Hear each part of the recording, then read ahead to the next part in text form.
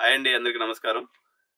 2024 engineering అడ్మిషన్లు తీసుకోవాలనుకునే వాళ్ళకి తెలంగాణలో అనేక రకాలైనటువంటి గుడ్ న్యూస్లు ఉన్నాయి.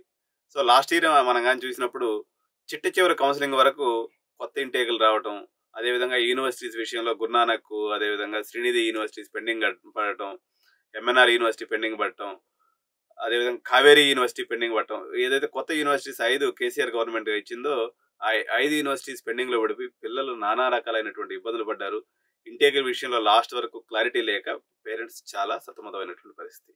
కాకపోతే ఈ యొక్క పరిస్థితిని దృష్టిలో ఉంచుకున్నటువంటి యూనివర్సిటీల యాజమాన్యాలు ఈ సంవత్సరం ఏం చేస్తున్నాయంటే అందరూ కూడా డీమ్డ్ యూనివర్సిటీస్కి వెళ్ళిపోయాయి. సో ప్రాబబుల్ డీమ్డ్ యూనివర్సిటీస్ తెలంగాణలో ఏమేమి వచ్చే అవకాశం ఉంది, నేను ఏరియా వారీగా ఒకసారి చెప్తూ వస్తాను.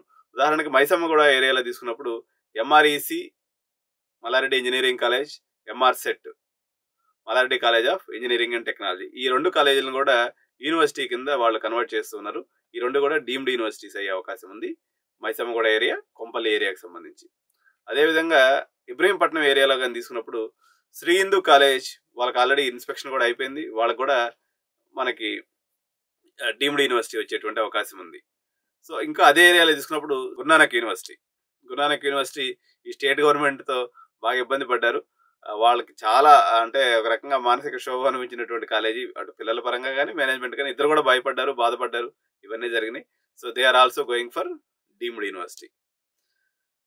సో అదేవిధంగా శ్రీనిధి ఇంజనీరింగ్ కాలేజ్ గట్కేశ్వర ఏరియాలో వాళ్ళు కూడా డీమ్డ్ యూనివర్సిటీస్కి వెళ్తున్నారు. ఆల్రెడీ అక్కడ ఎగ్జిస్టింగ్ గా లాస్ట్ ఇయర్ వచ్చినటువంటి అరోరా యూనివర్సిటీ ఉంది, ఇప్పుడు వీళ్ళు శ్రీనిధి యూనివర్సిటీ కూడా అక్కడ దీనికి వెళ్ళేటువంటి అవకాశం ఉంది డీమ్డ్ యూనివర్సిటీస్కి. సో ఇట్లా ఇంకా కొంతమంది అప్లికేషన్ ప్రాసెస్ కంప్లీట్ అయ్యి ఇన్స్పెక్షన్ అటువంటిది ఏమన్నా ఉంటుందా అనేటువంటి ప్రాసెస్ కోసం వెయిట్ చేస్తున్నారు.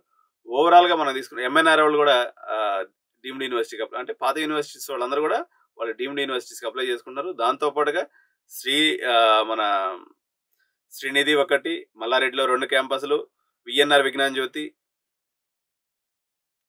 ఓవరాల్గా ఒక 10 డీమ్డ్ యూనివర్సిటీస్ ఈ సంవత్సరం 2024 విద్యార్థులకి. అంటే ఒక డీమ్డ్ యూనివర్సిటీలో అప్రాక్సిమేట్గా వర్స్ట్ కేసులు వేసుకున్న 2,000 నుంచి 3,000 నుంచి 3,000 ఇంటేక్ ఉంటుంది.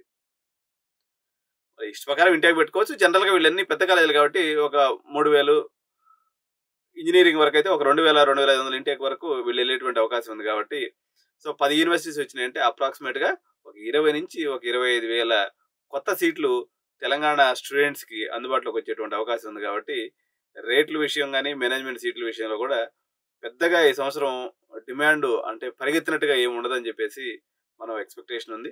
But it is too early.